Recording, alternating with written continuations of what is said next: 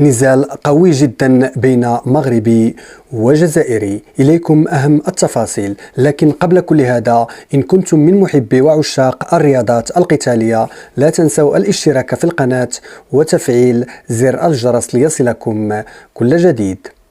السلام عليكم ورحمة الله تعالى وبركاته متابعينا الأوفياء. بعد نكسة المنتخب الوطني المغربي وإقصائه من بطولة إفريقيا للأمم ضد جنوب أفريقيا، سنعود بكم إلى النزالات، وهذه المرة سنتحدث عن النزال الذي سيجمع بين المقاتل المغربي نبيل خشاب والذي سيواجه خصمه الجزائري نور الدين محي الدين ضمن البطولة الكبرى لمنظمة غلوري للكيك بوكسين، والتي ستعرف حضور كل من كوكي طارق أوسارو وكذلك ريكو فيرهوفن وسفيان العيدوني وآخرون، كما أنها ستعرف غياب المقاتل المغربي الشرس جمال بن صديق.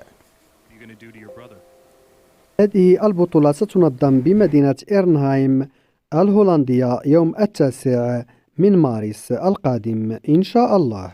إن كنتم من محبي الرياضات القتالية لا تنسوا الاشتراك في القناة وتفعيل زر الجرس ليصلكم كل جديد.